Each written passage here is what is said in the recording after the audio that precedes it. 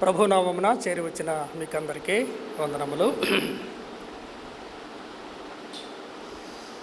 దేవుని యొక్క కృపను బట్టి నిన్నటి దినమంతా సంఘముగా అదే రీతిగా ఆయా స్థలాలలో సేవ చేస్తూ ఉన్నటువంటి సేవకులముగా, పరిశుద్ధులముగా, బోధకులముగా, దేవుని వాక్యం ఎడల ఆసక్తి కలిగినటువంటి వారమై దేవుని యొక్క సన్నిధిని అపేక్షిస్తూ అమూల్యమైనటువంటి దేవుని యొక్క వాక్యము వినాలి అనేటువంటి శ్రద్ధ, ఆ భారం దేవుడు మన హృదయాలలో ఉంచగా దేవుని సన్నిధిలో మనం ఎన్నో విషయాలు విన్నాం, ఎన్నో విషయాలు మనము నేర్చుకున్నాం. అయితే మానవులమైనటువంటి మన యొక్క జ్ఞానము పరిమితమైనది, మన జ్ఞాపక శక్తి కూడా పరిమితమైనది. మనం ఒకవైపు నేర్చుకుంటూ ఉంటాం, ఒకవైపు మర్చిపోతూ ఉంటాం. అందుకే మరలా దేవుని యొక్క వాక్యాన్ని ధ్యానం చేయాలని, జ్ఞాపకం చేసుకోవాలని దేవుని యొక్క వాక్యము మనలను హెచ్చరిస్తూ ఉన్నది. రెండవ దినం మొదటి కూడికలో దేవుడు తన కృప ద్వారా మనలను ప్రవేశింపచేశాడు. ఒక మాట మీతో చెప్పి లేఖన ధ్యానంలోనికి మనం వెళదాం. Christ is the substance and the revolution of Bible. గమనించాలి, Christ is the subject and substance and the revolution of Bible. అనగా బైబిల్ సారాంశం అంతా ఏంటి? క్రీస్తు. అందువల్ల క్రీస్తు లేనివాడవైతే, క్రీస్తుకు చెందని వాడవైతే క్రీస్తుకు నీకు సంబంధమే లేదు. అలాంటి వారు ఇక్కడ లేరు. దేవునికి స్తోత్రం. ఒకవేళ ఉంటే ఆయన ఆహ్వానిస్తూ ఉన్నాడు. దేవుని గ్రంథం అంతా కూడా పాపులైనటువంటి మానవులను దేవుడు తన కృప ద్వారా పిలవటం, ఆహ్వానించటం, ఘోరమైనటువంటి చెడిపోయినటువంటి హృదయాన్ని బాగు చేస్తాను, నాకు ఇవ్వండి అని ప్రభు పిలుస్తూ ఉన్నాడు. అందువలన ప్రతి పుస్తకములో ప్రభువును చూస్తాం, ప్రతి వాక్యములో ప్రభువును చూస్తాం. అందువలన ప్రతి వాక్యం, ప్రతి మాట దైవావేశం వల్ల కలిగింది కనుక ప్రతి మాట మనకి ప్రయోజనకరమైనది. ఎప్పుడు పాలే తాగుతూ ఉండాలా? 10 ఏళ్ళు వచ్చినా కానీ పాలు తాగుదామా? అనగా వయసును బట్టి ఆహారం మారాలి, వయసును బట్టి ఆకలి వేరుగా ఉండాలి. కాబట్టి వయసు వచ్చినటువంటి వారు బలంగా ఉండాలి. యవ్వనస్తులు బలవంతులని రాయబడింది. యవ్వనస్తులు బలవంతులు. అందుకే యవ్వన కాలమందు దేవుని యొక్క కాడిని మోయాలి. కాడి మోయాలంటే ముందు నేర్చుకోవాలి. మన బడి సంఘమే, ఆత్మీయ సంగతులను బోధించే బడి సంఘమే. కాబట్టి బలమైనటువంటి ఆహారం కూడా అవసరం. ఆదికాండం ఎంత ప్రాముఖ్యమో మిగిలినటువంటి పుస్తకాలు కూడా అంతే ప్రాముఖ్యం. ఆదికాండం ఎంత ప్రాముఖ్యమో అది ప్రారంభం, ముగింపు అయినటువంటి, చరిత్రకు అంతమైనటువంటి ఈ యుగాన్ని, మానవ యుగాన్ని లేక చరిత్రను దేవుడు అంతమందిస్తూ, మానవ పరిపాలన అంతమందిస్తూ ప్రభు జరిగించనయ్యున్నటువంటి మహిమ కలిగినటువంటి కార్యాలను గురించి వ్రాసింది ఎక్కడ?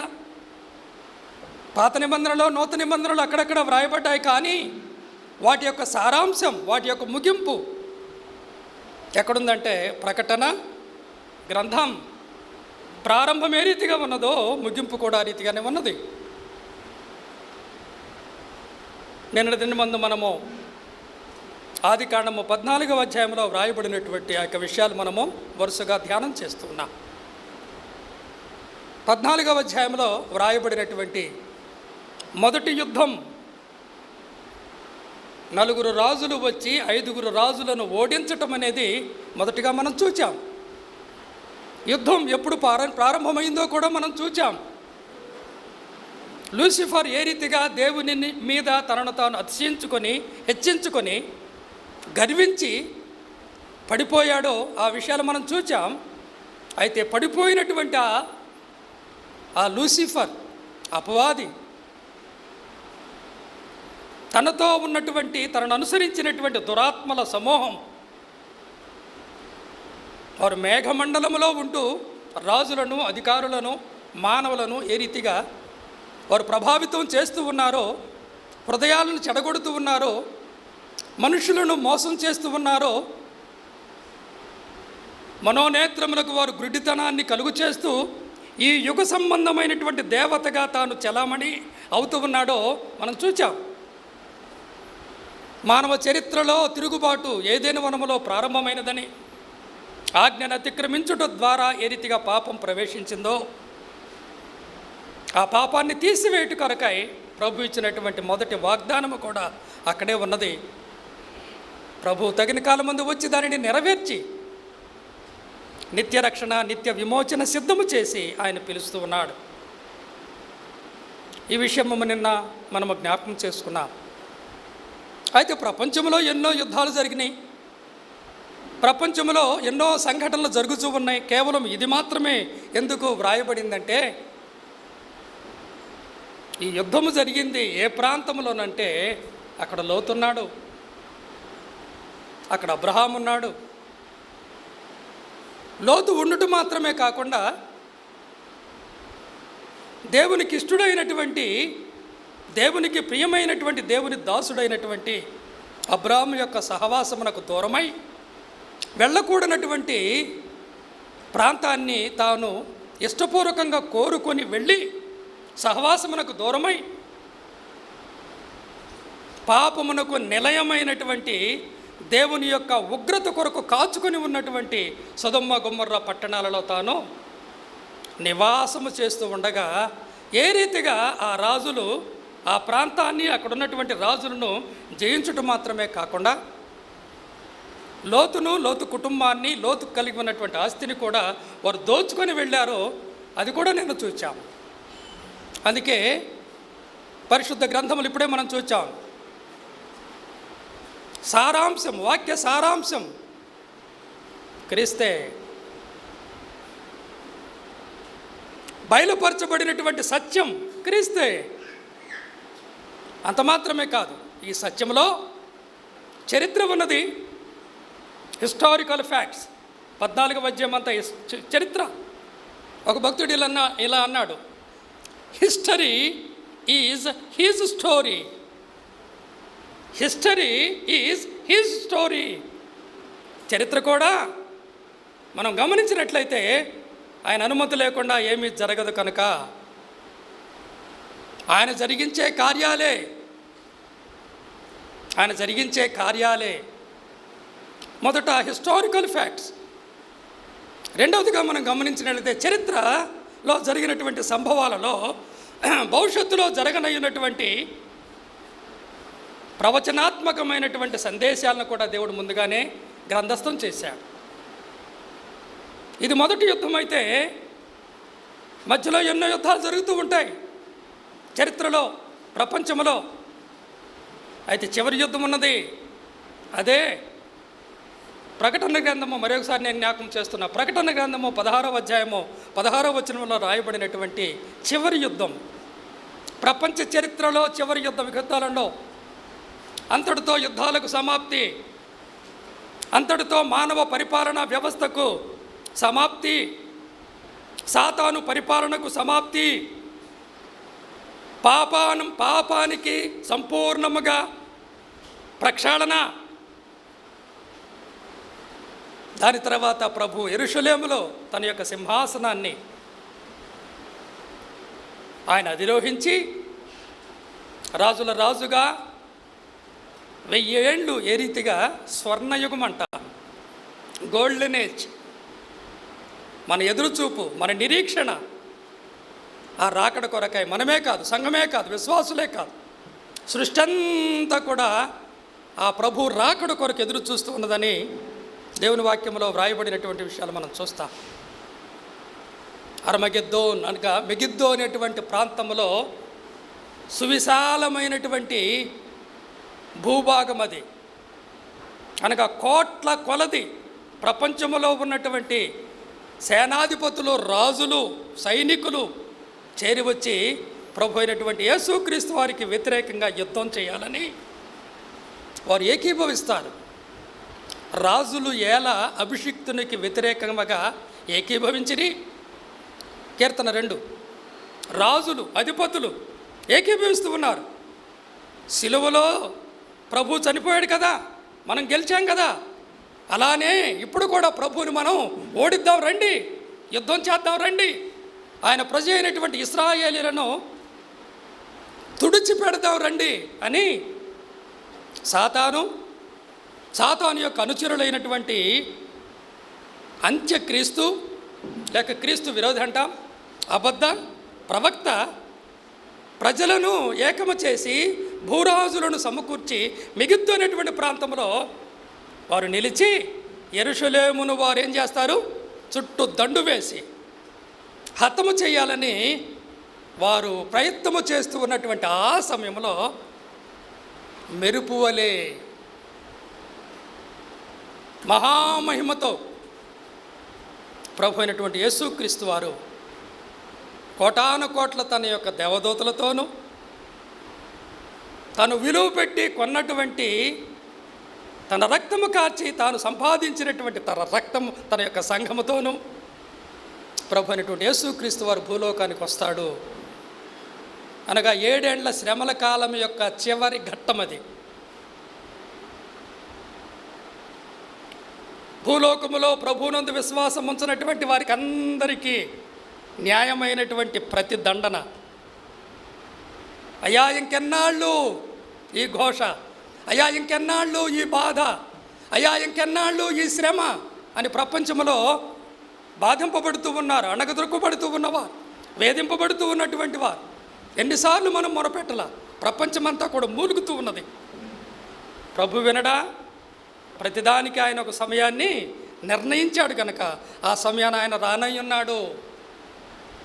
ఎగిరిపడుతూ ఉన్నారు, హేళన చేస్తూ ఉన్నారు. ప్రభువును గూర్చినటువంటి వాగ్దానం ఏమాయను అప్పుడు చెబుతున్నారు, ఇప్పుడు చెబుతున్నారు. అది దేవుని దీర్ఘశాంతం అని ఎరుగుక ప్రభు రాకడ కొరకు ఎదురు చూసేది సంఘం. అది మనకు దీవెనకరమైంది. నమ్ముకోకుండా ఎదురు చూస్తే ఏమవుతావో ఇప్పుడు మనం చదవబోతూ ఉన్నాం. నమ్ముకోకుండా రాకడ కొరకు ఎదురు చూస్తే నీవు సహించగలవా? నీవు నిలవగలవా? నువ్వు తాడుకోగలవా? నువ్వు తట్టుకోగలవా? ఒక గోడ మీద చేవ్రాత రాసే చెయ్యి కనిపిస్తేనే ప్రపంచ చక్రవర్తి అయినటువంటి బెల్షస్సర్ ఏమయ్యాడు? అబ్బో, అప్పటి వరకు విర్రవీగాడు, డ్యాన్సులు వేస్తూ ఉన్నాడు, తొలతూగుతూ ఉన్నాడు. రాణులు, ఉపపత్నులు, సేనాధిపతులు 1000 మందికి పెద్ద విందు చేశాడంటే ఎంత విశాలమైనటువంటి ప్రదేశం అది. తొలతూగుతూ ఉన్నాడు. రాజుగారి వైభవాన్ని గురించి వాళ్ళు చాటిస్తూ ఉన్నారు, కీర్తిస్తూ ఉన్నారు. ఘోరమైనటువంటి కార్యం ఏంటో తెలుసా? విగ్రహములకు పూజ చేస్తూ పరిశుద్ధ ఉపకరణములు అనగా దేవాలయంలో నుండి వారి తాత అయినటువంటి నెబుకద్నెజరు తీసుకొని వచ్చినటువంటి దేవాలయంలో ఉన్నటువంటి ఉపకరణాలు ఉన్నాయే, పాత్రలు ఉన్నాయే, దానిలో అతడు మద్యం పోసి అతడు త్రాగుతూ విర్రవీగుతూ ఒళ్ళు తెలియక కారు కోతులు కూస్తూ ఉన్నాడు. ప్రభు ఏం చేయలా, గోడ మీద ఏం చేస్తున్నాడు? ఒక రాత రాస్తూ ఉన్నాడు. ఏమైంది? రాజే కాదు, అక్కడ రాజుల గురించి రాయబడింది. కానీ నాయకుడు రాజు కనుక బెల్షస్సర్ ఏమైపోయాడు? అప్పటి వరకు ఉన్నటువంటి బెల్షస్సర్లో వణుకు ప్రారంభమైంది, గడగడలాడుతున్నాడు. దేవుని ప్రత్యక్షత గమనించండి. ఒక చేయి కనబడితేనే మహారాజు మునిగిపోతున్నాడే. ఇక రాజుల రాజు, ప్రభువుల ప్రభు, యోధా గోత్రపు కొదమ సింహము దిగి వస్తే ఆయన ఎదుట నిలువగలవా? ఆయన సన్నిధిని తట్టుకోగలవా? అదే అర్మగెద్దోను యుద్ధం. కాబట్టి మొదటి యుద్ధం 14వ అధ్యాయంలో ప్రారంభమైంది.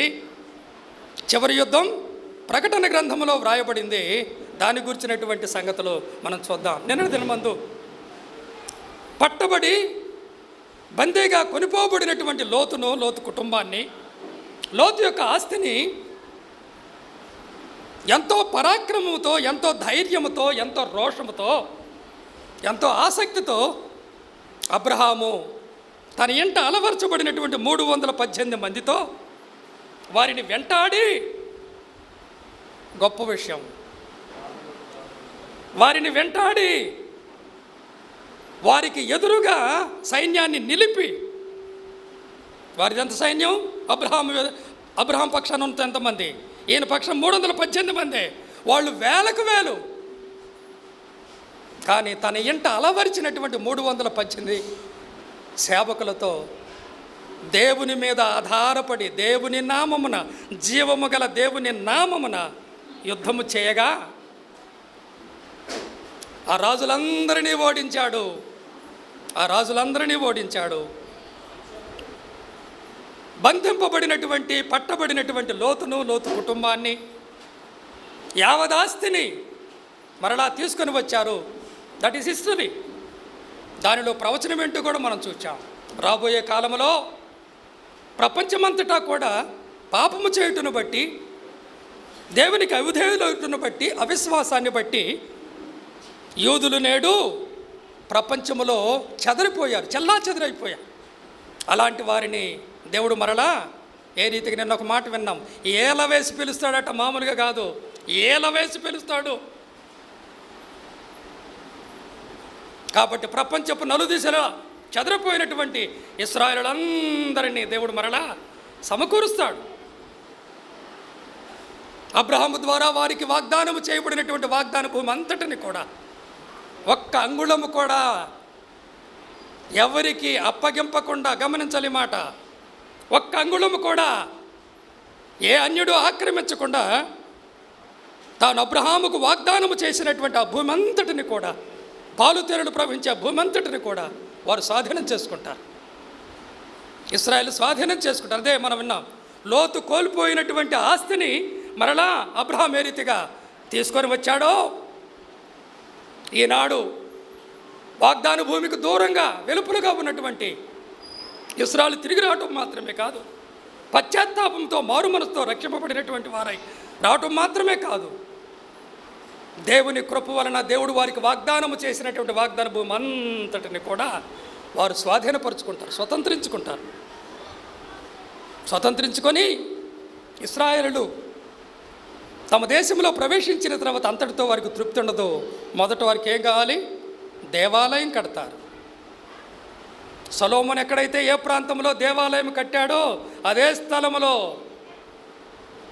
స్థలములో నేడు దేవాలయం లేదు, పడిపోయింది, కాల్చబడింది, రాయితీ మీద రాయి లేకుండా పడగొట్టబడింది. కారణం వారి పాపమే. కానీ వారు మారు మనసు పొందినప్పుడు, ప్రభు వైపు తిరిగినప్పుడు దేవుడు మరలా వారు కోల్పోయినటువంటి స్థితిని వారికి అనుగ్రహించి ప్రపంచంలో తలగా వారిని నిలుస్తాడు. వారి భూభాగమే కాదు, మరలా దేవాలయం కట్టబడుతుంది, మరలా బలులు అర్పించబడతాయి, నైవేద్యం అర్పించబడుతుంది. ఈ మాటలు మనం చూచాం నిన్న. కాబట్టి భూభాగం అనగా పాలుతెల్లు ప్రవహించే దేశం, ఆ దేశంలో దేవుడు వారికి నిర్ణయించినటువంటి స్థలములోనే మరలా దేవాలయం కట్టబడుతుంది. ఆ తర్వాత వారిని పరిపాలించే రాజు ప్రభు అయినటువంటి యేసుక్రీస్తు వారి యొక్క రాజ్య పరిపాలన. ఈ రీతిగా ఇశ్రాయేలీయులు మరలా దేవుని వైపు తిరుగుతారు, దేవుని వల్ల వారు హెచ్చింపబడతారు అనేటువంటి విషయాలు నిన్నటి దినమందు మనం చూచాం. అర్మగెద్దోను గురించి ఇంకా అనేకమైనటువంటి విషయాలు ఉన్నాయి. అయితే నాకు ఇచ్చినటువంటి సమయాన్ని బట్టి అర్మగెద్దోన్ అనేటువంటి ఆ యొక్క యుద్ధాన్ని గురించినటువంటి కొన్ని సంగతులు పరిశుద్ధ గ్రంథములో వ్రాయబడినటువంటి యొక్క విషయాలు గమనించాలి. ప్రకటన గ్రంథం అనగా చాలామంది చదవటానికి అర్థం కాదు అని అనుకుంటారు. అయితే సాధ్యమైనంత వరకు పలుకుబడుతూ ఉన్నటువంటి దేవుడు మన గమనానికి తీసుకుని వస్తూ ఉన్నటువంటి ఆ వచనాలను దయచేసి నోట్ చేసుకోండి. మీరు ఇంటికి వెళ్ళిన తర్వాత మరలా మీరు చదవండి. అర్మగెద్దోన్, అంటే అర్థం ఏంటంటే కొండ, మెగిద్దో అంటే మెగిద్దో అనేటువంటి ప్రాంతం, అది వధ ప్రాంతం, ప్రపంచంలో జరగనయ్యినటువంటి గొప్ప యుద్ధ భూమి. అర్మగెద్దోన్ అనేది యుద్ధ భూమి. ఆ యుద్ధ భూమిలో ఎవరెవరికి యుద్ధం, ఎలాంటి యుద్ధం, ఆ యుద్ధ పరిణామం ఏమిటి, ఇది ఎప్పుడు జరుగుతుంది? ముందుగానే చెప్పాను కదా, 7 ఏళ్ల శ్రమల కాలపు చివరి ఘట్టం అది. 7 ఏళ్ల శ్రమల కాలపు చివరి ఘట్టం అది. అది అయిపోయిన తర్వాత స్వర్ణయుగం అనగా ప్రభు యొక్క పరిపాలన ప్రారంభమవుతుంది. మిల్లేనియం అనగా 1000 ఏళ్ల పరిపాలన ప్రారంభమవుతుంది. చూడండి, హెబ్రీ పత్రిక 7వ అధ్యాయము,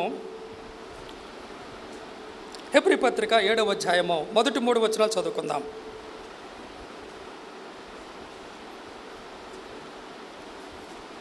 రాజులను సంహారము చేసి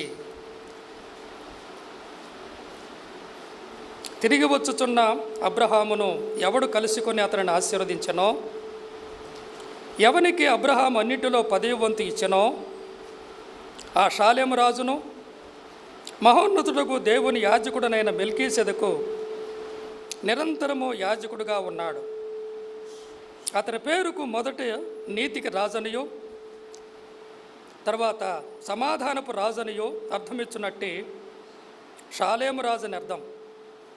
అతడు తండ్రి లేనివాడును, తల్లి లేనివాడును, వంశావళి లేనివాడును, జీవిత కాలమునకు ఆది అయినను జీవమునకు అంతమైనను లేనివాడునయ్యుండి దేవుని కుమారుని పోలియున్నాడు. మనం చదివినటువంటి యొక్క లేఖన భాగమును ప్రభు మనందరి వినికిడిలో దీవించునుగాక. ఆమెన్. ప్రభునందు ప్రియమైనటువంటి సహోదర సహోదరులారా, అర్మగెద్దోన్ అనేటువంటి ఆ యొక్క చివరి యుద్ధం, దాని యొక్క సూచన, దాని యొక్క పటం 14వ ఆదికాండం 14వ అధ్యాయంలో మనం చూచాం. ఇక్కడ అబ్రహాముని గురించి వ్రాస్తూ హెబ్రీ గ్రంథకర్త ఏమని రాస్తూ ఉన్నాడు? రాజులను ఓడించటం మాత్రమే కాదు, పట్టబడినటువంటి లోతు కుటుంబాన్ని, ఆ స్వాస్థ్యాన్ని తిరిగి తీసుకొని రావటం మాత్రమే కాదు, దేవుడు తనకు గొప్ప విజయాన్ని ఇచ్చాడని ఆ విషయాలు మనం అక్కడ చూచాం. అందుకే పరిశుద్ధ గ్రంథంలో ఒక లేఖన భాగాన్ని మరి ఒక లేఖన భాగంతో మనం సరిపోల్స్తే మనకి అంశము లేక సత్యము స్పష్టమవుతుంది. దాన్ని గూర్చినటువంటి వివరణ కూడా మనకు దొరుకుతుంది. ఒకచోట అన్ని వివరాలు ఉండవు. అందుకే పరిశుద్ధ గ్రంథంలో 66 పుస్తకాలు ఉన్నాయి. ఒకచోట అన్ని విషయాలు మనకు రాయలా. కాబట్టి అందుకే మనం ఏరుకోవాలి. గ్లీనింగ్స్ అంటే అర్థం అది. పంట పండినప్పుడు కోత కోస్తారు. కోత కోసిన తర్వాత ఏమంటే ఇంకా మిగులుతాయి. దాన్ని ఏం చేయాలి? ఏమంటారు దాన్ని? గ్లీనింగ్స్, పరిగేరుకోవాలి. మనం దేవుని వాక్యంలో పరిగేరుకోవాలి. రూత్ ఏం చేసింది చెప్పండి? ఉదయం నుండి సాయంకాలం వరకు పరిగేరుకోవాలి. ఇది దేవుడిచ్చాడండి. అందుకే పేదలను, తండ్రి లేని వారిని, అర్థమవుతుందా, ఎలాంటి ఆధారం లేనటువంటి వారికి దాన్ని వదిలిపెట్టమన్నాడు. వచ్చిందంతా మనం తినటం కాదు, వచ్చిందంతా మనం అనుభవించడం కాదు. అందుకే మంచి సమరయుని బుద్ధి కలిగి ఉండాలి, మంచి సమరయుని యొక్క లక్షణం కలిగి ఉండాలి. పరిశుద్ధుల విషయమై, అక్కరలో ఉన్నటువంటి వారి అక్కరల విషయమై, శ్రమపడే వారి విషయమై మనం ఏం చేయాలి? మనము చేతులు చాపేవారముగా ఉండాలి. దేవుడు మనకిచ్చినటువంటి ఆధిక్యతను బట్టి, దేవుడు మనల్ని ప్రేరేపించినటువంటి ఆ యొక్క ప్రేమను బట్టి ఇందులో బలవంతమేమీ లేదు, ఇందులో బలవంతమేమీ లేదు. పరిశుద్ధుల అక్కర. మాసిదోనియాలో ఉన్నటువంటి వారు ధనవంతులా? మాసిదోనియాలో ఉన్నటువంటి వారు ధనవంతులా? వారు నిరుపేదలు. క్రైస్తవ్యం అంటే వింతైనటువంటి జనాంగం. ఈ మాట నేను మరలా చెబుతా. క్రైస్తవులమైనటువంటి మనం ఎలాంటివి ఎవరని చెప్పండి? వింతైన జనాంగం. శ్రమలలో కూడా సంతోషించగలం. ఎలాంటి పరిస్థితుల్లోనైనా ప్రభువును స్తుతించగలం. ప్రతి పరిస్థితిలో ప్రభువు మీద ఆధారపడతాం. ప్రతి పరిస్థితిలో ప్రభువును మనము ఘనపరుస్తూ మహిమపరుస్తూ ఆయన బిడ్డలంగా సంతోషంగా మనము ముందుకు సాగుతాం. అందుకే వారి నిరుపేదలైనను వారిలో ఏముంది చెప్పండి? దాతృత్వము బహుగా విస్తరించింది. ఇది వారు నిరుపేదలైనను. ఈ స్థలం మనము చెమటోడ్చి కష్టార్జితముతో సంపాదించినటువంటి డబ్బుతో కొన్నది. అందుకే ప్రభుత్వ భూములు మనకు అక్కర్లేదు, ఎవరి సహాయం మనకు అక్కర్లేదండి. జెరుబ్బాబెలు యెహోషువ దేవాలయాన్ని నిర్మించేటప్పుడు వారు వచ్చారు, మేము ఇస్తామని. నో, దేవుని పనికి పరిశుద్ధులే, దేవుని పనిలో పాలు పొందవలసింది పరిశుద్ధులే. ఆయన రక్తమునందు కడుగుబడి పరిశుద్ధులుగా తీర్చబడినటువంటి వారే. కాబట్టి ఈ స్థలం ఎక్కడి నుంచి వచ్చింది? మన కష్టార్జితం. ఈ బిల్డింగ్ ఎక్కడొచ్చింది? మన కష్టార్జితం. ఈ సేవ ఎలా కొనసాగుతుంది? తెలియక చాలామంది అనుకున్నారు, ఎక్కడి నుంచో వస్తుందిరా వీళ్ళకి, ఎక్కడి నుంచో రావటంలా. కడు బేదలైనప్పటికీ కూడా మాసిదోనియాలో ఉన్నటువంటి విశ్వాసులు నిరుపేదలైనను వారిలో ఏమున్నదట? దాతృత్వము బహుగా విస్తరించింది. వారు మహాశ్రమలు అనుభవిస్తూ ఉన్నప్పటికీ కూడా ఆ శ్రమలలో వారు బహుగా, ఇది వింత అంటే ప్రపంచానికి వింత. ఇది లోకముల నుండి ప్రత్యేకించబడ్డామంటే రుజువు. ఇది మనము ప్రత్యేకించబడినటువంటి జనాంగం అనటానికి రుజువు. మన సహవాసం, మన ఆరాధన, మన కూడికలు, మన జీవిత విధానం, మన కుటుంబాలు, మన బిడ్డలు, మనము జీవించే జీవితం, మన ప్రవర్తన, మన మాటలు, మన సంభాషణ వింత, లోకానికి వింతగా ఉండాలి. లోకాన్ని జయించినటువంటి విజయం మన విశ్వాసమే అని అబ్రహాము జీవితం ద్వారా ఎన్నో సంగతులు మనము నేర్చుకుంటున్నాం. ఇక్కడ మనం చూస్తూ ఉన్నాము 7వ అధ్యాయంలో హెబ్రీ గ్రంథకర్త రాస్తూ ఉన్నాడు. కాబట్టి పాత నిబంధనలో జరిగినటువంటి ఆ యొక్క విషయాన్ని నూతన నిబంధన ఏం చేస్తుంది? స్థిరపరుస్తూ ఉన్నది. అదేదో రాశారయ్యా, అది జరిగిందో లేదో హేళన చేసేవారు ఉండొచ్చు. వారి మాట అసలు చెవినే పెట్టొద్దు. వాక్యం ఏం చెప్పుచున్నది? నీ చేతిలో నా చేతిలో ఉన్నటువంటి వాక్యం ఏం చెబుతుంది? వ్రాయబడిన ప్రతి మాట దైవావేశం. ఆది కాండము నుండి ప్రకటన గ్రంథం వరకు వ్రాయబడిన ప్రతి మాట దైవావేశం వల్ల కలిగింది, మనకు ప్రయోజనాన్ని కలిగించేది. కాబట్టి 66 పుస్తకాలు చదవాలి, 66 పుస్తకాలు ధ్యానం చేయాలి. సమయం దొరికినప్పుడు మన సమయాన్ని ఆ రీతిగా మనము సద్వినియోగం చేయాలని దేవుని వాక్యము చేత మనము హెచ్చరిక చేయబడుతూ ఉన్నాం. అబ్రాహాము ఏం చేశాడు చెప్పండి? రాజులను సంహారము చేశాడు. రాజులను సంహారము చేశాడు. అది పాత నిబంధన. అది మొదటి యుద్ధం. రాజులను సంహారము చేశాడు. దోపుడు సొమ్మును తాను తీసుకొని వస్తూ ఉన్నాడు. లోతుతో పాటు ఆ కుటుంబాన్ని ఎవరైతే పట్టబడ్డారో వారందరినీ కూడా తిరిగి వస్తూ ఉండగా దేవుడు మెల్కీసెదెకును పంపించాడు. అందుకే 14వ అధ్యాయంలో చాలా మొట్టమొదటిసారిగా వ్రాయబడిన విషయాలు చాలా ఉన్నాయి. అక్కడ మొదటి యుద్ధమే కాకుండా మనకి మెల్కీసెదెకు మొట్టమొదటిగా కనబడేది ఎక్కడంటే 14వ అధ్యాయంలోని. ఎవరి మెల్కీసెదెకు? ఈ వివరణ ఇక్కడ ఇస్తున్నాడు. ఆయన మహోన్నతుని, సర్వోన్నతుని దాసుడని రాయబడింది, లేక ఆయన యాజకుడు అని రాయబడింది. షాలేము రాజు అని కూడా, అనగా ఆయన రాజు అదే సమయంలో యాజకుడు. ఆయన రాజు అదే సమయంలో యాజకుడు. కాబట్టి తిరిగి వచ్చుచూ ఉన్నటువంటి అబ్రాహామును దీవించుట కొరకై దేవుడు మెల్కీసెదెకును ఆ ప్రాంతానికి పంపించాడు. మెల్కీసెదెకు ఏమేమి తీసుకుని వచ్చాడు చెప్పండి? రొట్టె తీసుకొని వచ్చాడు, ద్రాక్ష రసాన్ని కూడా తీసుకొని వచ్చాడు. అవి అబ్రహాముకి ఇవ్వగా అబ్రహాము వాటిని పుచ్చుకున్నాడంటే అబ్రహాము యుద్ధం చేయటం మాత్రమే కాదు, అబ్రహాము యుద్ధములో దేవుడు తనకిచ్చినటువంటి విజయాన్ని బట్టి దేవునిని ఆరాధిస్తూ ఉన్నాడు. పాత నిబంధనలోనే నూతన నిబంధన ఛాయ నూతన నిబంధన ఆరాధన ఛాయ మనకి పాత నిబంధనలో గమనించాలండి, అక్కడే కనుగొట్టుబడుతుంది. అక్కడ రొట్టె, తర్వాత ఆ ద్రాక్ష రసమును మెల్కీసెదెకు ఇవ్వగా వాటిని పుచ్చుకొని ప్రభువుని ఘనపరిచిన వాడు, ప్రభువును ఆరాధించిన వాడు. Is not only warrior, is a worshipper. Abraham యుద్ధములో పోరాడే ఒక శూరుడు, పరాక్రమ కలిగినటువంటి వ్యక్తే కాదు, విశ్వాసే కాదు. దేవుడు తనకిచ్చిన విజయాన్ని బట్టి, దేవుడు తనకు చేసినటువంటి మేలును బట్టి, దేవుడు తనకు చేసినటువంటి ఉపకారాన్ని బట్టి దేవునిని ఆరాధించేవాడు, దేవుని ఆరాధిస్తూ ఉన్నాడు. అంత మాత్రమే కాదు, మెల్కీసెదెకు చేత దీవించబడ్డాడు. మెల్కీసెదెకు వలన ఆశీర్వాదము పొందాడు. తాను పొందినటువంటి ఆశీర్వాదమును బట్టి ఆరాధనలో భాగంగా మొట్టమొదటిసారిగా మనం చూస్తున్నాం. అక్కడ మెల్కీసెదెకు 10వ వంతు ఇచ్చినటువంటి అబ్రహాం, అనగా తన అర్పణ ద్వారా ప్రభువును ఘనపరిచినటువంటి అబ్రహామును మనం అక్కడ చూస్తూ ఉన్నాం.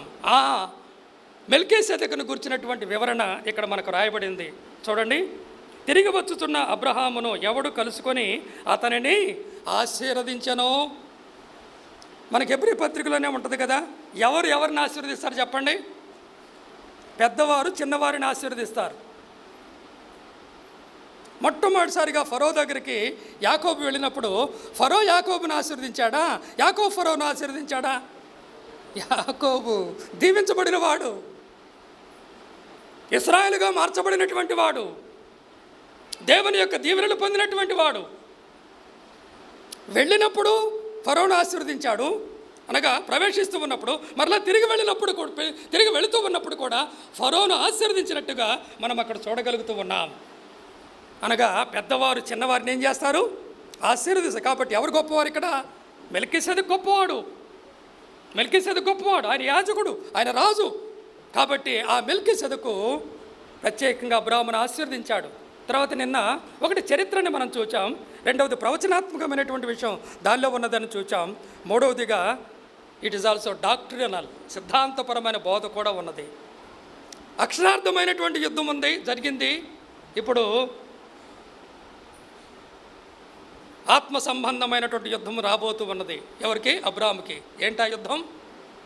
దోపుడు సొమ్మును తీసుకోమని ఆ సొదొమ రాజు చేసినటువంటి ప్రతిపాదన అనేది అబ్రాహామునకు కలిగినటువంటి శోధన. గమనిస్తున్నారా?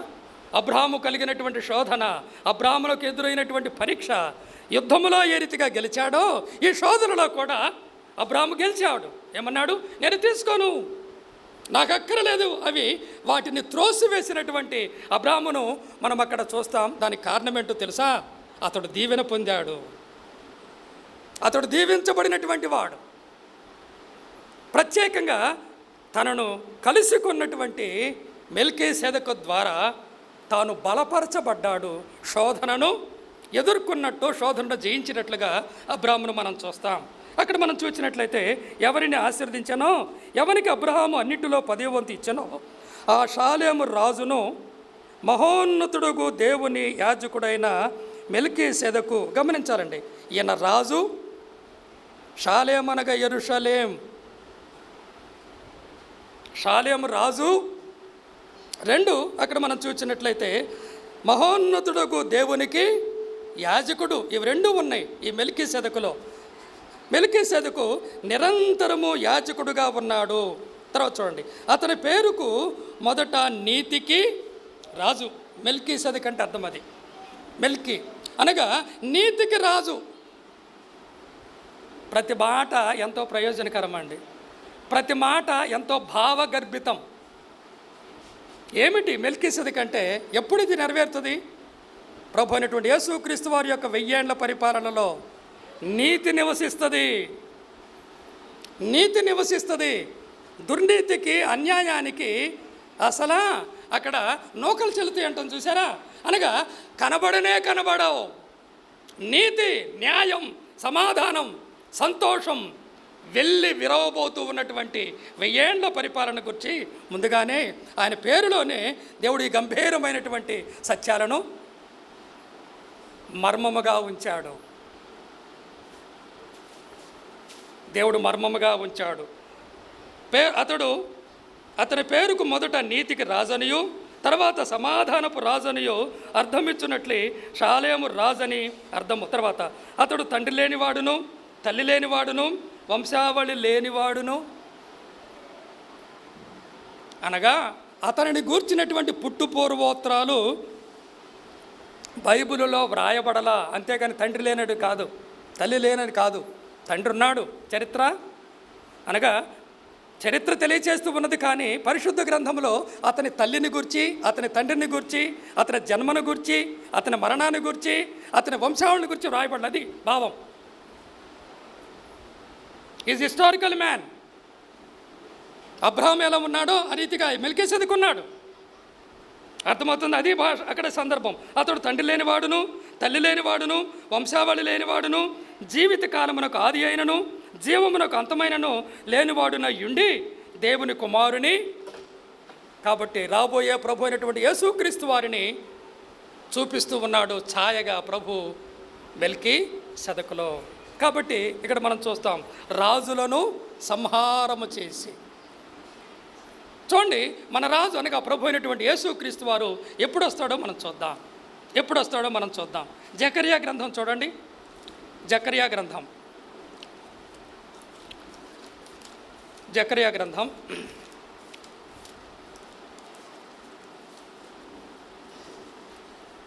14వ అధ్యాయము మొదటి 4 వచనాలు చదువుదాం. ఇదిగో యెహోవా దినము వచ్చుచూ ఉన్నది. ఆ 1000 ఏండ్ల పరిపాలనలో దేవుని యొక్క ఉగ్రత కోపము భూలోకం మీద ఎలా కుమ్మరింపబడుతుందో అదే యెహోవా దినము, అదే 7 ఏండ్ల శ్రమల కాలము. దాని యొక్క ముగింపే ఈ యొక్క అర్మగెద్దోన్ అనేటువంటి యుద్ధం. చూడండి, ఇదిగో యెహోవా దినము వచ్చుచూ ఉన్నది, అందు మీ యొద్ద విభాగింపబడును. ఎలా అనగా గమనించండి, ఇది కారణం. యెరూషలేము మీద యుద్ధము చేయుటకు నేను అన్ని జనులందరినీ సమకూర్చబోవచ్చు ఉన్నాను. పట్టణము పట్టబడును, ఇల్లు కొండబెట్టబడును. యెరూషలేములో ఉన్నటువంటి ప్రజల పరిస్థితి అండి, అన్ని జనులైనటువంటి వారు, అపవాది చేత ప్రేరేపింపబడినటువంటి వారు, భూరాజులందరూ కూడా దేవుని ప్రజ అయినటువంటి ఇశ్రాయేలును ఏ రీతిగా హింసిస్తున్నారో చూడండి, ఎంతగా వారిని బాధిస్తూ ఉన్నారో చూడండి. మరి ఎక్కువ బాధ. అందుకే మొదటే చూపించాడు నిర్గమకాండములో, అది మండుచూ ఉన్న పొద. కానీ దేవుడు వారి మధ్య ఉన్నాడు, దేవుడు వారితో ఉన్నాడు. వారు దేవుని అంగీకరించకపోయినా కూడా వారు వాగ్దాన ప్రజ, దేవుని నిబంధనలు కలిగినటువంటి వారు, దేవునితో నిబంధన చేసినటువంటి ప్రజ, వాగ్దాన నిబంధనలు కలిగినటువంటి ప్రజ కనుక యెహోవా యొక్క కనుదృష్టి ఆ దేశం మీద నేటికి కూడా ఉన్నది అని మనం చూస్తూ ఉన్నాం. గమనించండి, రాబోయే కాలంలో ఇప్పుడు మనం చూస్తున్నాం, సంవత్సరాల తరబడి యుద్ధం చేస్తూ ఉన్నారు. తమ చుట్టూ ఉన్నటువంటి బలమైనటువంటి రాజ్యాలన్నీ కూడా ఆ చిన్న దేశాన్ని కబళించాలని ఎన్నో రీతులుగా ఎన్నో యుద్ధాలు జరిగినాయి. కానీ నేటి వరకు ఇశ్రాయేలు దేశము నిలిచి ఉండటం అనేది ప్రపంచంలో ఒక గొప్ప అద్భుతం అండి. ఇది నోట్ చేసుకోండి. It is a miracle, it is a wonder of wonders. ప్రపంచంలో ఒకసారి నెపోలియన్ అన్నాడు, ఒక క్రిస్టియన్ పిలిచి, నెపోలియన్ అనేటువంటి రాజు క్రిస్టియన్ పిలిచి అన్నాడు, అయ్యా మీ బైబిల్ నిజమనటానికి ఆధారము ఒకే ఒక మాటలో చెప్పన్నాడు. బైబిల్లో వ్రాయబడినటువంటి విషయాలన్నీ కూడా నిజము, యథార్థము, ఇది దేవుని గ్రంథం అని మీరు చెబుతూ ఉన్నారు కదా, నాకు ఒకే ఒక మాటలో చెప్పు. అప్పుడు అన్నాడు తెలివిగా, ఇశ్రాయేలు దేశం ప్రపంచ పటములో ఇశ్రాయేలు దేశాన్ని లేకుండా చేస్తామని ఎందరో చక్రవర్తులు, ఎందరో రాజులు ప్రతినబూనారండి. బహిరంగంగా చెప్పారు, యుద్ధాలు చేశారు. చరిత్రలో వారు కనుమరుగైపోయారు. కానీ చరిత్రలో ఇంకా నిలిచి ఉన్నది ఎవరు చెప్పండి? ఇశ్రాయేలు దేశం. ఇప్పుడే కాదు, ప్రభు రాకడ వరకు ఇశ్రాయేలు దేశం నిలిచే ఉంటుంది. రాబోయే కాలంలో జరిగే సంగతి ఇదే. ఇప్పుడు కూడా మీరు చూస్తూ ఉన్నారు, మనమందరము మన కళ్ళ ఎదుట ప్రపంచమంతా చూస్తూ ఉన్నది. ఏమిటి, ఎక్కడి నుంచి వచ్చింది వీరికి బలం, ఎక్కడి నుంచి వచ్చింది వీరికి సాంకేతిక పరిజ్ఞానం, ఇంత జ్ఞానం ఎక్కడుంది వీరికి, ఇంత ధైర్యం ఎక్కడుంది వీళ్ళకని ప్రపంచమంతా కూడా వేరేసుకుంటున్నారు నోటి మీద. ఏంటి వింత, ఏంటి ఆశ్చర్యం? దేవుని వాక్యంలో వ్రాయబడిన దేవుడు వారికి తోడుగా ఉన్నాడు. యెహోవా కనుదృష్టి వారి మీద ఉన్నది. వాగ్దానాలు నెరవేరాలి వారి ద్వారా. వారు పడిపోయినా శేషముంది. గమనించాలండి, పడిపోయినా శేషమున్నది. ఆ శేషము కొరకై దేవుడు తన యొక్క వాగ్దానాలను ఆ దేశంలో అద్భుతంగా, ఆశ్చర్యంగా ప్రజల కన్నుల ఎదుట దానిని నెరవేర్చనయ్యున్నాడు. ఇక్కడ మనం చూసినట్లయితే ఎంతగా శ్రమ పెట్టబడతారో చూడండి. నెబుకద్నెజరు కాలంలో యెరూషలేమును కాల్చినప్పుడు, దేవాలయాన్ని ధ్వంసము చేసినప్పుడు ఏం చేశాడు? కనికరము లేకుండా ఒక క్రూర పక్షి వలె, క్రూర మృగము వలె చిన్నపిల్లలు, పెద్దవాళ్ళు, ముసలివాళ్ళు, స్త్రీలు, కన్యకులు, గర్భిణీ స్త్రీలు అనేటువంటి కనికరము లేకుండా ఎలా చేశాడో చరిత్ర మనకు తెలుసు. దేవుని వాక్యంలో కూడా సంగతులు రాయబడ్డాయి. ఎంత క్రూరంగా వారు హింసింపబడుతూ ఉన్నారు. హిట్లర్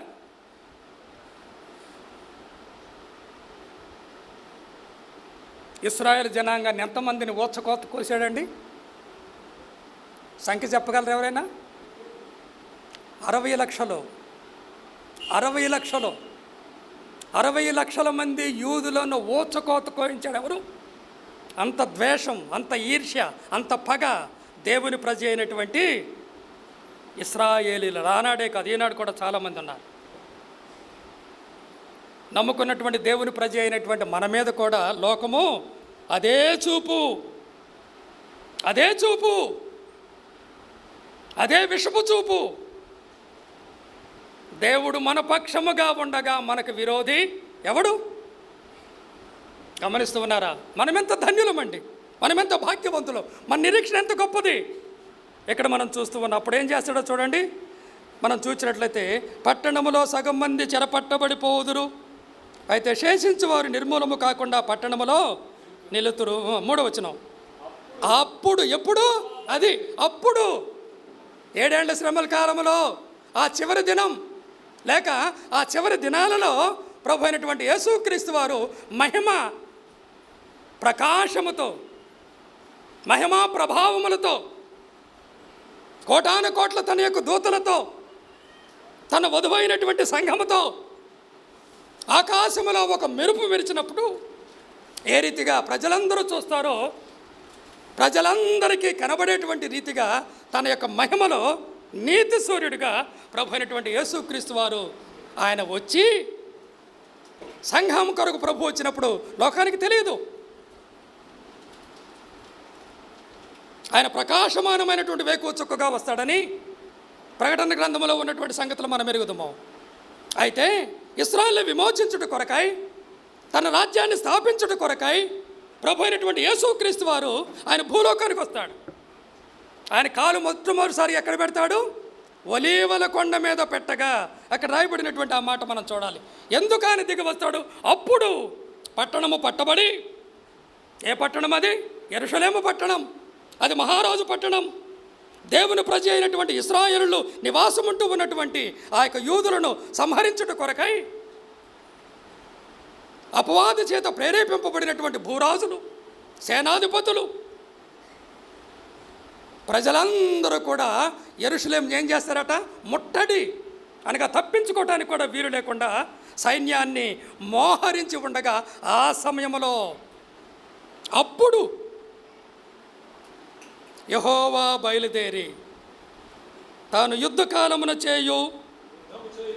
చేయు రీతిగా అన్యజనులతో యుద్ధము చేయును. ఆ దినమున యెరూషలేము ఎదుట తూర్పు తట్టునున్న ఒలీవల కొండ మీద ఆయన పాదములు ఉంచగా, ఆ ఒలీవ కొండ తూర్పు తట్టునకును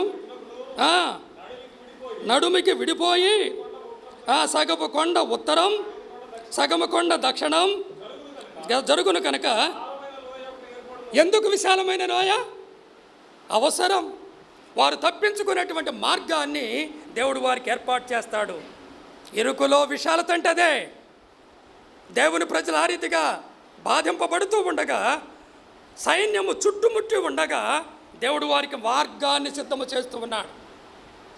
అరణ్య యాత్రలో ముందుకు సాగుతూ ఉండగా ఏ రీతిగా ఎర్ర సముద్రము వచ్చినప్పుడు, అడ్డం వచ్చినప్పుడు ఎర్ర సముద్రమును దేవుడు పాయలుగా చేయటం మాత్రమే కాకుండా దానిని ఆరిన నేలగా చేసి ఇశ్రాయేలు జనమంతయు ఈ దరి నుండి ఆ దరికి వెళ్ళున్నట్లుగా దేవుడి రీతిగా మార్గాన్ని సిద్ధం చేశాడో రేపు ఇవన్నీ కూడా సూచనలు, ఇవన్నీ కూడా పటాలు. అందుకే పాత నిబంధన ఛాయ అన్నాడు, నూతన నిబంధనలో దాని యొక్క నిజ స్వరూపం, ప్రత్యేకంగా మన ప్రభువులో నిజ స్వరూపం. గమనిస్తూ ఉన్నారా? అంతేకాని మనం గమనిస్తూ ఉన్నామా? ప్రభువు తన ప్రజలేడే ఉన్నటువంటి మమకారం, ఆ నీడలో ఉన్నటువంటి ఆసక్తి, కాబట్టి యెహోవా ఆసక్తి దీనిని తప్పనిసరిగా నెరవేరుస్తుంది. కాబట్టి ఇలా వస్తాడు. వచ్చిన తర్వాత ఆ ప్రభు ఏం చేస్తాడో చూద్దాం. చూడండి, వచ్చిన తర్వాత ఆ ప్రభువు జరిగించే ఆ యొక్క కార్యాలు 1-2 చెప్పి నేను ముగిస్తాను. చూడండి,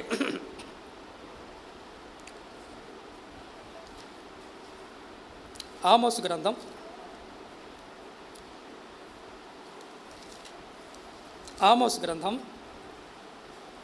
9వ అధ్యాయము. ఆమోసు గ్రంథం 9వ అధ్యాయము 9వ వచనం నుండి చదువుదాం. 9వ వచనం చదువుదాం. మొదట గమనించాలండి, నేను ఆజ్ఞ ఇయ్యగా, గమనించాలండి, అనగా నలుదిశలా చెదిరిపోయినటువంటి ఇశ్రాయేలీయులను దేవుడు ఏ రీతిగా సమకూరుస్తాడో, తన యందు విశ్వాసం ఉంచినటువంటి ఆ యూదులైనటువంటి వారిని, 12 గోత్రాలకు చెందినటువంటి వారిని ఏ రీతిగా ఆయన సమకూర్చి వారికి వాగ్దానము ద్వారా ఇవ్వబడినటువంటి వాగ్దాన భూమిలో ప్రవేశింప చేస్తాడో దాని గురించినటువంటి మాట ఇక్కడ మనం చూస్తూ ఉన్నాం. ఇది జరిగించేది ఎవరు?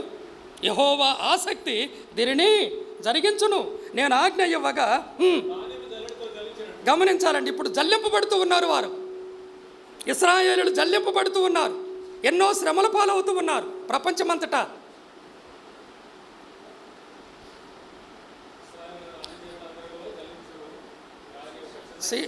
సీమోను ఇదిగో సాతాను నిన్నేం చేయబోతున్నాడు? జల్లింపబోతూ ఉన్నాడు. అందుకే నీ కొరకు నేను ప్రార్థన చేశా, నీ కొరకు నేను ప్రార్థన చేస్తూ ఉన్నా. నేటి వరకు మనం ఈ రీతిగా నిలబడ్డామంటే, నేటి వరకు మనం ఈ రీతిగా ఉన్నామంటే, నేటి వరకు ఈ రీతిగా క్షేమంగా భద్రంగా ఉన్నామంటే, సంఘాలుగా, వ్యక్తులుగా, కుటుంబాలుగా మనం ఉన్నామంటే కారణం మన ప్రభు మన కొరకై చేసే ప్రార్థన. ఆయన చేతిలో మనము భద్రంగా ఉన్నాం, ఆయన చేతిలో మనము క్షేమంగా ఉన్నాం. ఆయన చేతిలో నుండి అపహరించగలిగినటువంటి వాడు ఎవడు? కాబట్టి ఆయన చేతిలో ఉందాం, ఆయనలో ఉందాం, ఆయనలో నిలిచి ఉందాం.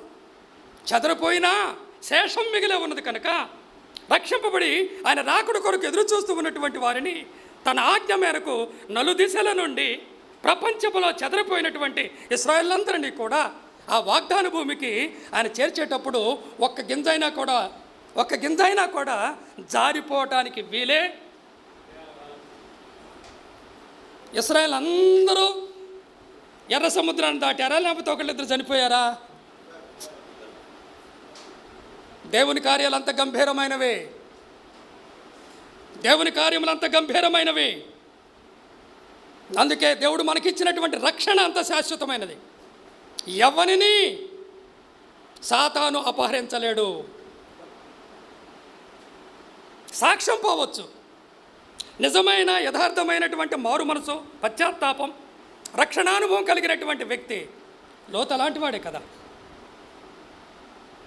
అలాగని ప్రోత్సహించడం కాదు, కానీ దేవుడు మనకు అనుగ్రహించినటువంటి రక్షణలో ఉన్నటువంటి గొప్పతనం అది మానవుని యొక్క క్రియల మూలంగా కలిగింది కానే కాదు. దానికి ఆధారం ప్రభు, ఆయన జీవితం, ఆయన కాల్చినటువంటి రక్తం, ఆయన బలి యొక్క విలువ. అందువలన నిత్యమైన విమోచన, నిత్యమైనటువంటి రక్షణ. నేను వారి పాపముల విషయమై దయగలిగి వారి పాపములను ఇక ఎన్నడను జ్ఞాపకము చేసుకునని యెహోవా సెలవిచ్చుతున్నాడంటే అర్థమేంటి? ఆయన మాట ఇచ్చి నెరవేర్చకుండా ఉంటాడా? ఆయన మాట ఇచ్చి నెరవేర్చుటకు సామర్థ్యము కలిగినటువంటి దేవుడు. కాబట్టి నిత్య విమోచన. ప్రభునందు ప్రియమైనటువంటి సహోదర సహోదరులారా, నిజంగా రక్షింపబడినటువంటి మన భాగ్యము ఎంత గొప్పది! పాత నిబంధన భక్తుల కంటే కూడా నూతన నిబంధన విశ్వాసుల యొక్క భాగ్యము బహు గొప్పదండి. వారు స్నేహితులు కానీ పాత నిబంధన భక్తులు. నీవు నేనెవరం? వధువు. క్రీస్తుకు వధువు, ప్రధానము చేయబడినటువంటి వధువు. విడువబడినటువంటి లోకములో 7 ఏళ్ళు శ్రమలు కానీ ఆకాశములో పరలోకములో గొర్రెపిల్ల వివాహ మహోత్సవములో 7 సంవత్సరముల విందు, సంతోషం, మహానందం, చెప్పన సఖ్యమును మహిమాయుక్తమనేటువంటి సంతృప్తి, సమాధానం, మహిమ. దేవుడు ఆ రీతిగా మనలను దర్శించి తన యొద్దకు పిలుచుకొని సమయము రానయ్యున్నది కనుక దాని కొరకు మనం ఎదురు చూడవద్దా? దాని కొరకు మనం నిరీక్షించవద్దా? దాని కొరకు మనము సిద్ధపడవద్దా?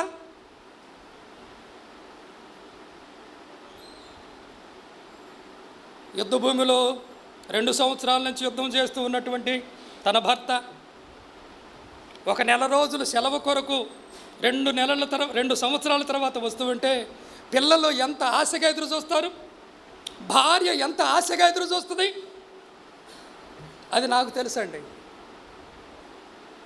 మా నాన్న ఒక మిలిటరీ మ్యాన్. చిన్నప్పుడు బహుదుఖం నాకు, మా నాన్న లేడే, ఈ సమయంలో మా నాన్న లేడే. ఆ రోజుల్లో టెలిగ్రాఫ్లు తప్పితే, లేకపోతే ఉత్తరాలు తప్పితే, పోస్ట్ కార్డులు తప్పితే ఇంకేముండేవి కాదు. నాన్న ఇదిగో పలానా తేదీని నేను వస్తున్నా, రైలు ఎక్కి వస్తున్నా, మన ఇంటికి ఈరోజు వస్తానని మా నాన్న లెటర్ రాస్తే ఎంత సంతోషం. ఆయన రాకడ కొరకు ఎంత ఆతృతతో ఎదురు చూస్తాం. అనుభవపూర్వకంగా ఎరిగినటువంటి వాడనిగా నేను చెప్తున్నా. అంతకంటే శుభప్రదమైనటువంటి నిరీక్షణ ప్రభువు మనకు అనుగ్రహించాడు. మనకున్నటువంటి యొక్క వేదన, దుఃఖము, శ్రమ, బాధలు ఇవన్నీ ఏమి ఉండవు. వీటన్నిటికీ సమాప్తం, వీటన్నిటికీ సమాప్తం.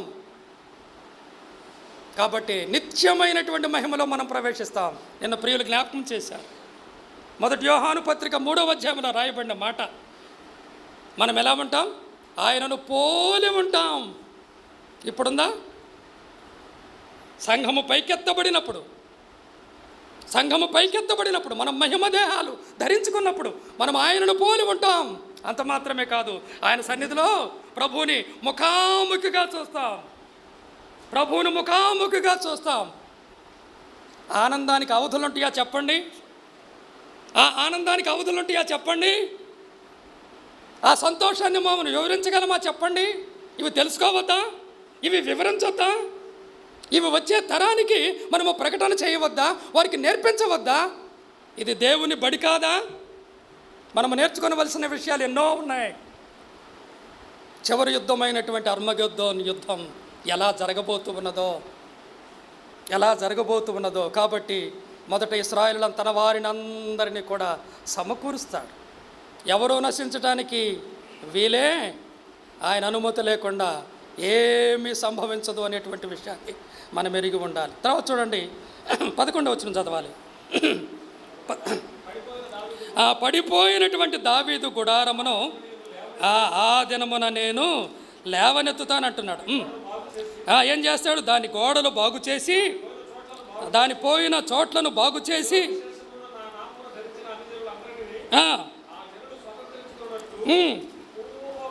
పూర్వపు రీతిగా దానిని మరలా కట్టుదును.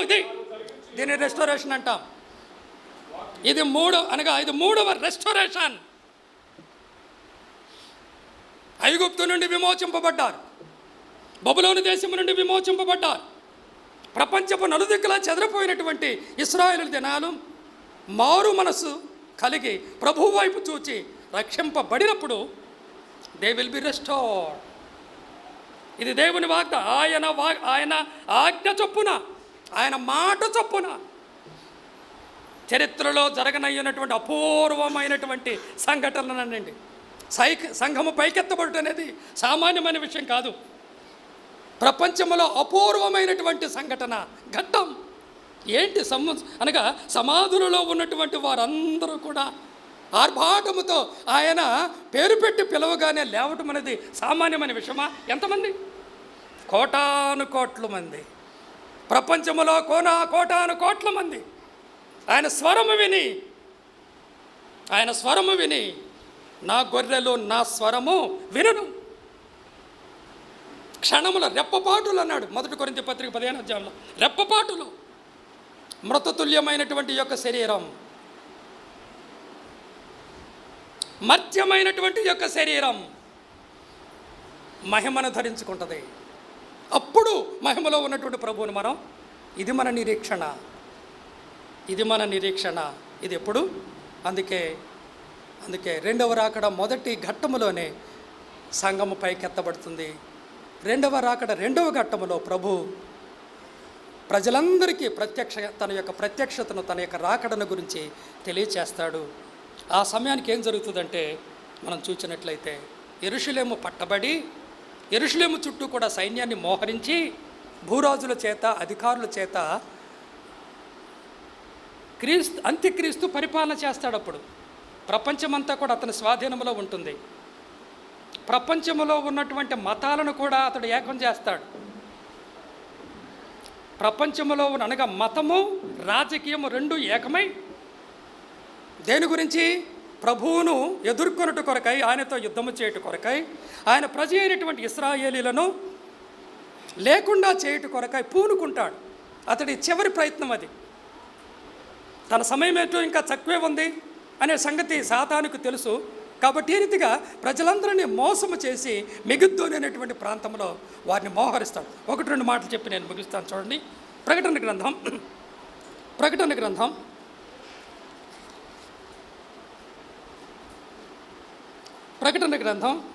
16వ అధ్యాయము. ప్రకటన గ్రంథము 16వ అధ్యాయము 12వ వచనం చదువుదాం. 6వ దూత యూఫ్రటీస్ అండర్లైన్ చేసుకోవాలండి. యూఫ్రటీస్ అనే మహానది మీద కుమ్మరింపగా, ఇది అనగా తూర్పు దేశంలో ఉన్నటువంటి రాజ్యాలు, రాజులు తమ యొక్క సైన్యాన్ని తీసుకొని మెగిద్దో వెళ్ళుట కొరకై, మార్గాన్ని సిద్ధము చేయుట కొరకై దేవుడు ఏం చేస్తాడు? యూఫ్రటీస్ అనేటువంటి నది అదేమవుతుందట? ఎండిపోతుందని దేవుని యొక్క వాక్యం సెలవిస్తూ ఉన్నది. అది ఎండిపోయెను.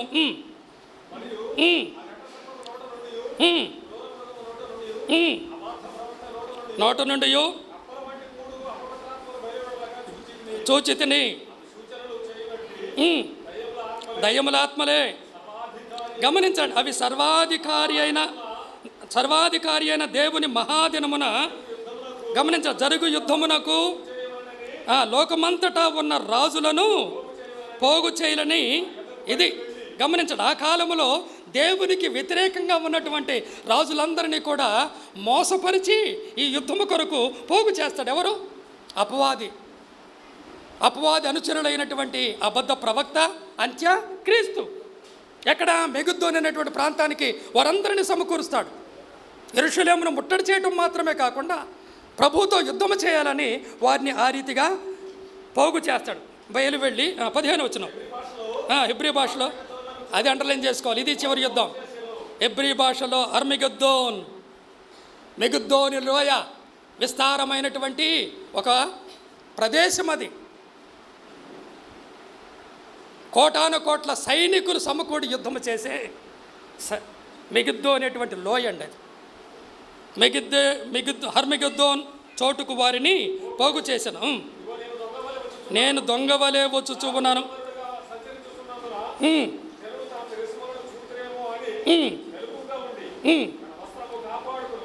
కాపాడుకునేవాడు ధన్యుడు. కాబట్టి ఇది రక్షింపబడినటువంటి వారికేమో శుభప్రదమైనది, నమ్మనటువంటి వారికి ప్రతిదండన.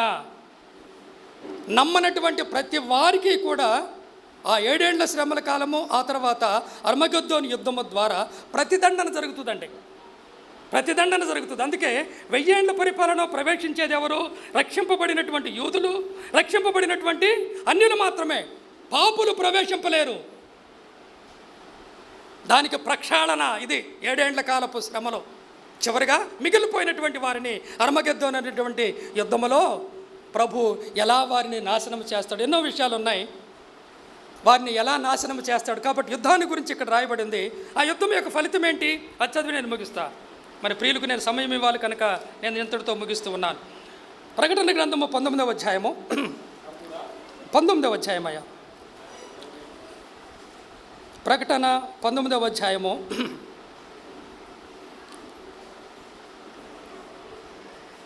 12వ వచనం నుండి చదవాలి. ఆయన నేత్రములు అగ్నిజ్వాల వంటివి, ఆయన శిరస్సు మీద అనేక కిరీటములను, రాయబడిన ఒక నామము ఆయనకు కలదు, అది ఆయనకే కానీ మరి ఎవరికి నీ తెలియదు.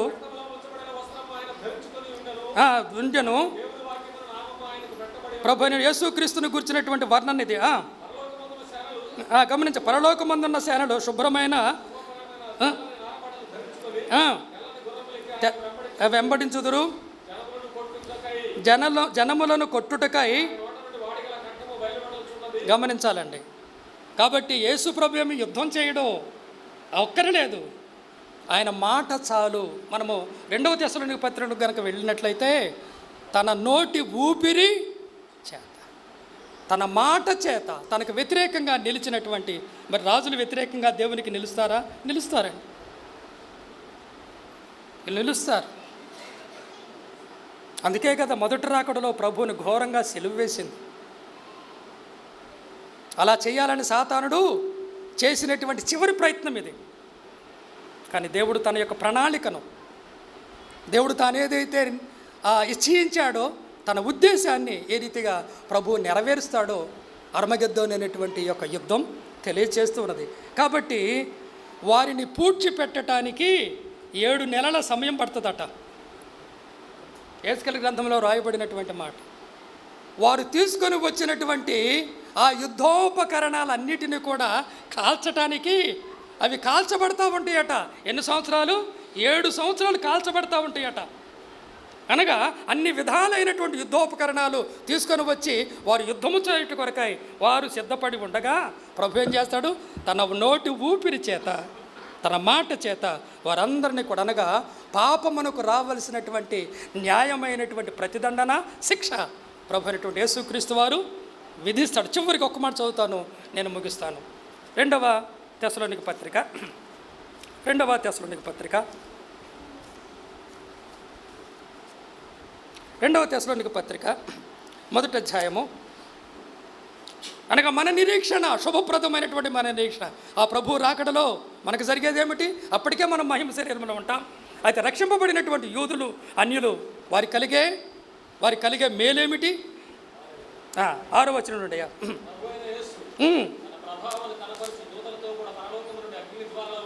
ప్రత్యక్షమై, గమనించాలి, దేవుని ఎరుగని వారికిని మన ప్రభు అయిన యేసుక్రీస్తు సువార్తకు లోబడని వారికిని ఏముంది చెప్పండి? ఆనాడే కాదు, ఈనాడు కూడా. అందుకే సారి సువార్త ప్రకటించడంలో ఉద్దేశం అది. సిలువను గురించినటువంటి వార్తను ప్రకటించడంలో ఉద్దేశం అది. రేపు మనది కానే కాదు, మరుక్షణం మనది కానే కాదు. అందుకనే ప్రియులు కూడా రాత్రి మరి సువార్తను, ఇద్దరు దేవుని దాసులు మరి స్పష్టంగా ప్రకటించారు. యేసు ప్రభువులోనే రక్షణ, యేసు ప్రభువులోనే పాపక్షమాపణ, యేసు ప్రభువులోనే పరలోక భాగ్యం, పాపమును క్షమించే అధికారం మరి ఎవరికీ లేదు. ఎందుకంటే మానవులందరి తరపున కలువరి శిలువలో మరణించింది ప్రభు అయినటువంటి యేసుక్రీస్తు వారు మాత్రమే. మరణించి తిరిగి లేచింది కూడా జీవాధిపతి అయినటువంటి ప్రభు అయిన యేసుక్రీస్తు వారు మాత్రమే. కాబట్టి నమ్మనటువంటి వారికి ప్రతిదండన ఉన్నది, జాగ్రత్త. నమ్మినటువంటి వారమైనటువంటి మనము ఆయన రాకడ కొరకు ఎదురు చూడాలి. ఆ ప్రేమను గురించి మనము ప్రకటన చేయాలి. ఆ మాటలు మనం ఎలా వస్తాడు ఆయన? అగ్నిజ్వాలలతో ప్రత్యక్షమైనప్పుడు జరిగేదేమిటి? దేవుని ఎరుగుని వారికిని, మన ప్రభు అయిన యేసు సువార్తకు లోబడిన వారికిని ప్రతిదండన చేయనప్పుడు మిమ్మల్ని శ్రమపరచు వారికి శ్రమ. కాబట్టి మనమేమీ చేయనక్కర్లేదు, మనల్ని శ్రమపరిచేవారు రా. కాబట్టి సాతానుడు కావచ్చు, అతను అనుచరులైనటువంటి క్రీస్తు విరోధి అంత్యక్రీస్తు అబద్ధ ప్రవక్తను దేవుడు ఏ రీతిగా మనం చూసినట్లయితే 19వ అధ్యాయంలోనే వారిని ఆ యొక్క అగ్నిగంధకములతో మండే గుండములో జీవముతోనే లేక ప్రాణముతోనే పడవేస్తాడు. 19వ అధ్యాయంలో ఆ విషయాలు మనం చూస్తాం. ఆ తర్వాత చూడండి, శ్రమ పొందుచూ ఉన్నటువంటి మనకేంటి మీకు మీకు మాతో కూడా విశ్రాంతి అనుగ్రహించుట దేవునికి. అందుకే మన దేవుడు న్యాయాధిపతి. పాపాన్ని సహించడు, పాపాన్ని ఒప్పుకోడు. కాబట్టి మన శ్రమకాలము ముగినై ఉన్నది, మన యాత్రాకాలము ముగినై ఉన్నది. ప్రభు యొక్క రాకడలో దేవుని యొక్క సన్నిధిలో మనం నెమ్మది పొందుతాం, సంతోషిస్తాం, విశ్రాంతి పొందుతాం అనేటువంటి మాట అక్కడ ఉంది. అంత మాత్రమే కదా 10వ వచనంలో, ఆ దినమున తన పరిశుద్ధుల యందు మహిమపరచబడుటకును విశ్వసించిన అందరి యందు ప్రశంసింపబడుటకును ప్రభువు వచ్చినప్పుడు అట్టివారు ఆయన సముఖము నుండి ఆయన ప్రభావం అందుల మహిమ నుండి పారద్రోలబడి నిత్యనాశనమను దండన పొందుదురు. గమనించాలండి, నరకం అనేది కొన్ని సంవత్సరాలు కాదు, కొంతకాలం కాదు, అది నిత్యమైనది. యుగయుగాలు కాలుతూనే ఉంటుంది, యుగయుగాలు కాలుతూనే ఉంటుంది. అక్కడ అగ్నిారదు, పురుగు, చావని వేదనకరమైనటువంటి, అవమానకరమైనటువంటి, బాధాకరమైనటువంటి స్థలం. దాని నుండి తప్పించుకోవటానికి ఇప్పుడే సమయం, ఇదే సమయం, ఇదే రక్షణ దినం, ఇదే అనుకూలమైన సమయం అని నమ్మనటువంటి వారు గ్రహించాలి. లేకపోతే ప్రతిదండన కాల్చుకొని ఉన్నది, దేవుని యొక్క ఉగ్రత నిలిచే ఉన్నది. దాన్ని తప్పించుకోవాలంటే మార్గం ప్రభు అయినటువంటి యేసుక్రీస్తు వారే. తర్వాత చదవండి, ఆ మాట చదువుకొని ముగించుకుందాం. ఏలయనగా మేము మీకిచ్చిన సాక్ష్యము మీరు నమ్మిదిరి అనేటువంటి మాట మనం చూస్తాం. ప్రభువునందు మనము విశ్రాంతి పొందటం మాత్రమే కాక ప్రభువులో మనము మహిమపరచబడతాం. మన నిరీక్షణ బహు గొప్పది. అందుకే నమ్మినటువంటి మనకు దీవెన, ఆశీర్వాదం, క్షేమం, విశ్రాంతి, నెమ్మది. నమ్మనటువంటి వారికి శిక్ష. కాబట్టి ప్రియమైనటువంటి సహోదర సహోదరులారా, మరి ప్రేమతో ఆసక్తితో దేవుని వాక్యాన్ని విన్నటువంటి మీకు అందరికీ ప్రత్యేకమైనటువంటి వందనాలు తెలియజేస్తూ, మరి అవకాశం ఇచ్చినటువంటి స్థానిక సంఘ ప్రియులు, పెద్దలు, మరి తమ్ముడు రత్నరాజు, మిగిలినటువంటి పెద్దలు, పరిశుద్ధులు, మీకందరికీ కూడా వందనాలు తెలియజేస్తూ, ప్రభు అనుగ్రహించినటువంటి యొక్క చక్కని సమయాన్ని బట్టి ప్రభువును స్తుతిస్తూ, ప్రభు చిత్తమైతే మరలా మరొకసారి మనం ఈ రీతిగా కలుసుకొని దేవుని యొక్క వాక్యాన్ని మరి ధ్యానం చేయుట కొరకై దేవుని సన్నిధిలో ఆ సమయం కొరకు మనం కనిపెడదాం. మరి నేను చేయుచున్నటువంటి పరిచర్య కొరకు ప్రార్థన చేయండి, కుటుంబం కొరకు ప్రార్థన చేయండి. శుభకరమైనటువంటి దినాలు దేవుడు మన కొరకు సిద్ధం చేస్తూ ఉన్నాడు. మన కొరకు నేడు ఆయన నివాసాలు సిద్ధం చేస్తున్నాడు. వాటిని పూర్తి చేసిన తర్వాత మన యొద్దకు వస్తాడు. ఇక మనకి ఎడబాటే ఉండదు. మనమందరము ఏకపట్టణస్థులం, ఒక కుటుంబానికి చెందినటువంటి వారం. కాబట్టి అలాంటి నిరీక్షణ కలిగి దేవుని బిడ్డలంగా ప్రేమ, ఐక్యత, సమాధానం కలిగి దేవుని బిడ్డలంగా ముందుకు సాగునట్లు దేవుడు మన ఎడల తన కృపను పాలించునుగాక. ఆమేన్. సమయాన్ని ప్రియులు తమ్మునికి ఇస్తున్నాను.